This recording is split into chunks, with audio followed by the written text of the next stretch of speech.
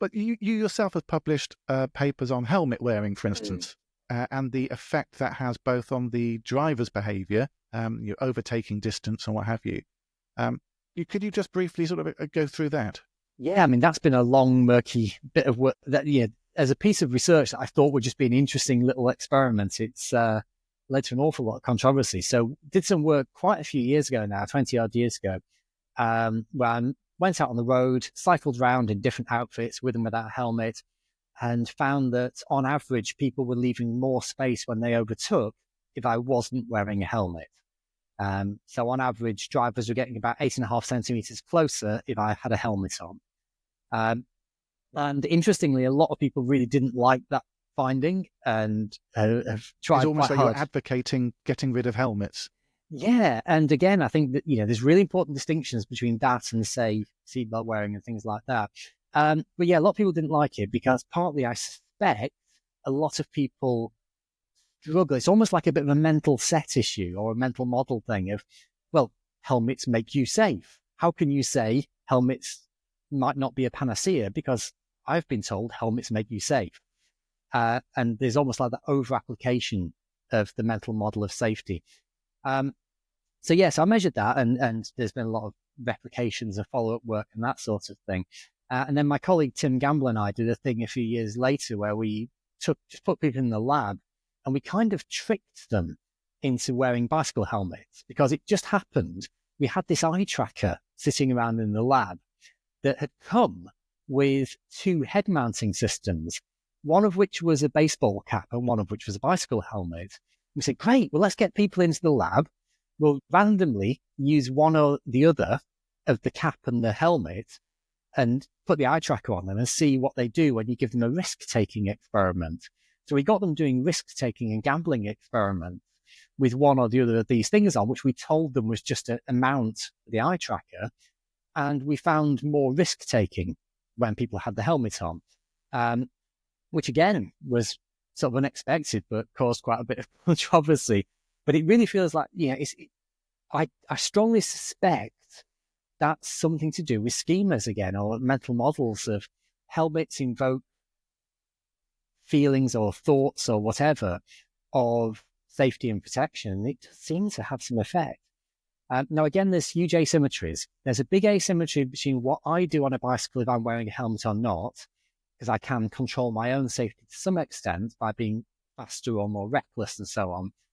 But why that original research really mattered is it was suggesting that the other people who put me in danger might do so more or less, depending on what I wear. And that matters more. It's that libertarian thing. It's one thing to put yourself in danger. It's another thing to put another person in danger without their consent. And if the way you're dressed or what you're wearing on your head makes a difference, then that's potentially important. But that comes on to something. I'm going to find a way to tie this conversation together beautifully with a little bow on top. This work on motor normativity that we've done, this work on the blind spots we have about the safety of transport and the inevitability of cars crashing, and the fact that we even use the language of cars crashing, not drivers crashing, and all of this stuff where we normalize the harms of motoring. One of the things we've argued as part of this is we've been conditioned through decades of exposure, lifelong exposure, to see the harms of motoring as inevitable, as to be outside our control. And as a cyclist especially, look what you are offered as a solution to people putting you in danger with their cars. You are offered the option to put a hat on or to wear a jacket. And that's basically what you are told to do to protect yourself from a person in a 2-ton Range Rover. Does that not feel a lot like you're being asked to protect yourself from the weather? And we've argued that the way we are constructing it as a society is we view the harms of motoring, we view danger on the roads exactly the way we view the weather. Just a thing that happens. It's outside anybody's control. It's just always going to be there. If you don't like it, put a hat and a coat on, and that's all you can do about it. And we've argued that this is one of the prime barriers towards our addressing road safety, is that as a culture, we've constructed the consequences of human behavior as being outside human control in this one very narrow domain. Yeah. It's almost like, you know, learned helplessness. The environment of the past, our experience of the past, has made us helpless in this area. So we just shrug our shoulders and go, well, that's the way it is. Absolutely. And it's very much something like that, because you see it all the time in any transport discussions. You can see the safety, well, there's nothing you can do. You just got to either stay at home or put a hat on if you don't feel safe.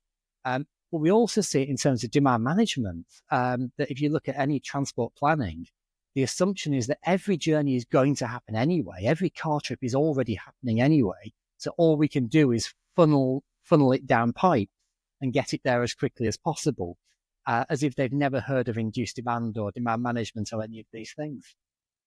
Yeah. How do we break that conditioning? We need people to break out of this most normative mindset. It's an unconscious bias. It's an unconscious bias like other prejudices that people carry. One of the things we've suggested is people probably need to start explicitly auditing their decisions as if they're not motoring decisions.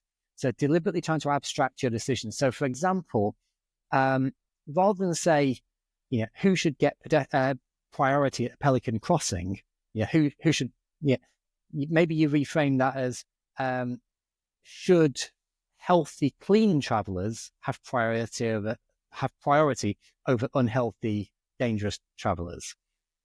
Just reframing things into more abstract, general terms to see if you still agree with what you're saying. Yes, Because we have such a blind spot about it when it's in that one particular domain.